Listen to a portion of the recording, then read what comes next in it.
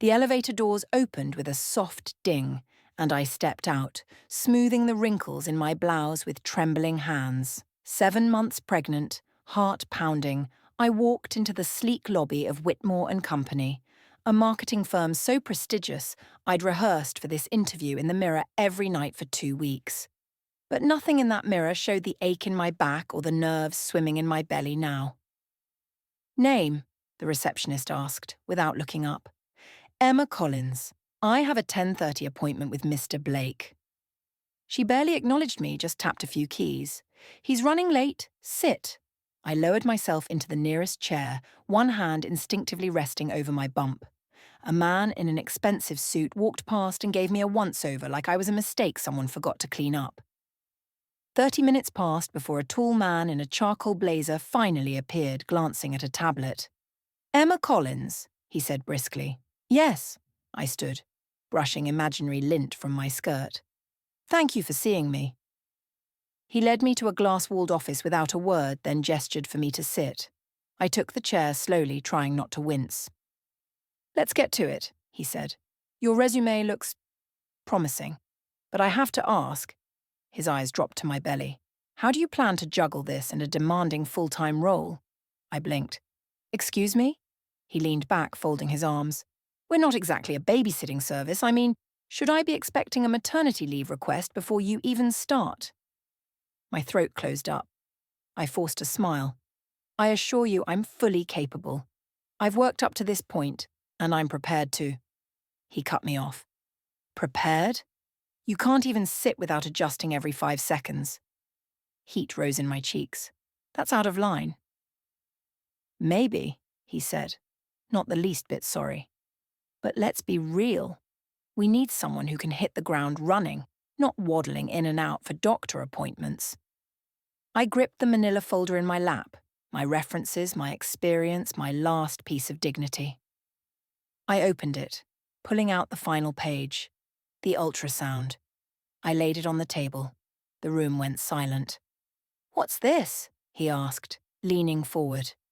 "Evidence," I said, voice calm but sharp. "That I'm doing more than you'll ever understand. I'm growing a life while trying to build one. And if you can't see the strength in that, then maybe I'm the one doing the interviewing here." His face turned unreadable. I stood, ultrasound still on the table. "Thanks for your time," I said, "but I won't work for someone who sees a liability where there's resilience." And I walked out. What I didn't see was him staring after me, staring at the name printed on the ultrasound, because that wasn't just any child. It was the one he never knew existed. And the mother he just insulted was the woman he left behind. It wasn't until I was halfway down 5th Avenue that the tears came. Angry ones, frustrated ones, the kind that burn your throat because you didn't even realize how much you were holding back. I found a bench in the park and sat heavily, hand resting protectively over my bump.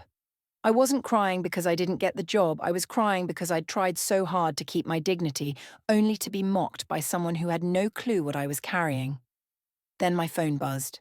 A number I didn't recognize. "Hello? Emma?" A pause. It's Blake. From the interview." My heart skipped. "What do you want?" Look, can we talk?" he said. "Please, in person." I hesitated. "Why?" "Because I just realized something. About you. About that ultrasound. About us." He didn't need to say it. I could hear it in his voice. The name on the scan. His. "I'll meet you," I said, but not alone. We met at a cafe not far from the office. I brought my friend Kayla just in case. Blake was already seated, sipping coffee, eyes flicking toward the door every few seconds. When he saw me, he stood awkwardly. "Emma, you look good." I ignored the compliment. "What do you want to say?" He exhaled. "That I didn't know. About the baby. About you. I swear if I had known, you would have still walked away," I said. He flinched. "Look," he said, "we were young. I was scared. I didn't handle it right. But now, I see you. I see what you're carrying. And I want to help." "Help?" I asked. "By hiring me out of guilt?" No, he said. By taking responsibility. Financially. Emotionally. However you'll let me. I stared at him. You're the father, I said quietly. But I'm the one who stayed, who worked, who carried this alone. I know. He looked down. And I'll regret that for the rest of my life. For the first time, I saw sincerity. Real fear. Real remorse. I don't know if I can forgive you, I said. I don't expect you to. We sat there in silence, two people with too much history and too little time. I'll think about it, I said finally, but don't expect this to be easy. I won't, he whispered. And somehow, that was a beginning. A week later, I was back at the clinic. Routine checkup. But something in the nurse's voice made me sit up straighter. Doctor, NASA wants to see you immediately, she said. My stomach dropped. He came in gently. Emma? We noticed something. A slight irregularity. Nothing conclusive yet, but we need to run further tests. What kind of irregularity? I asked, voice shaking. He hesitated. The baby's heartbeat is fluctuating. Could be stress-related. Could be something else. My mind spun. I've been trying so hard, I whispered. Why now? Let's take it one step at a time, he said. Come in tomorrow for the ultrasound. That night I lay awake in bed. Blake texted once. Thinking of you. I didn't respond. I didn't know what the future held, but I knew I wasn't facing it alone anymore.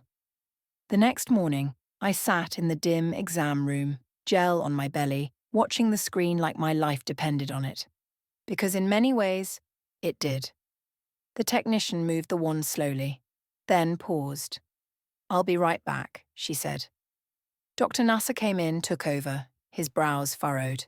Then he smiled. Everything's fine, he said. Scare was a false alarm.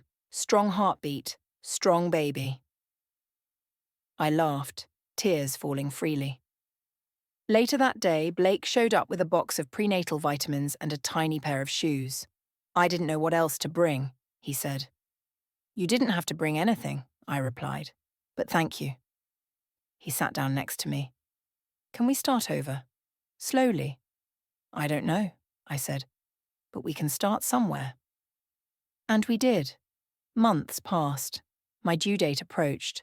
Blake never missed a doctor's appointment. He helped set up the nursery. He even learned how to swaddle using a YouTube video and a rolled-up towel. The day I went into labour, he drove me to the hospital like a man on a mission, pacing, panicking, practicing deep breaths like he was the one giving birth. Then came the moment, the cry, the tiny, perfect cry. It's a girl, the nurse said, placing her in my arms. Blake stood frozen. She's beautiful, he whispered. And in that moment, everything changed. He looked at me. I'll spend my life making this right, he said. And for the first time, I believed him. 2 weeks after we brought our daughter home, just as we were settling into late-night feedings and nap schedules, Blake got a call. His company, his pride, his life, was under investigation for internal mismanagement. Not by him, but by his partner, who'd been cooking the books behind his back. I might lose everything, he told me, pacing the nursery. I looked up from the crib. You won't. You're not alone anymore. He stopped pacing. Emma, if I lose my shares, my name, my finances, what do I have to offer her? I stood slowly, walked over and took his hand. Your presence, your effort, your love. That's what she needs. He nodded slowly, squeezing my hand. I'm not giving up, he said. Not on her, not on you, not on us. As the investigation unfolded, the stress was enormous. There were days I found Blake staring blankly at the window, holding our baby like she was the only thing keeping him afloat. But he never cracked, never once turned away. He testified. He fought for the company, for his name. And through it all, we became something stronger than just co-parents. We became a family. The day the charges were dropped and Blake was cleared, he came home with a bouquet of wildflowers and tears in his eyes. I have nothing left but the truth, he said. And that's all you ever needed, I replied. We sat together, the baby cooing between us. It wasn't a perfect story, but it was ours. And it was just getting started.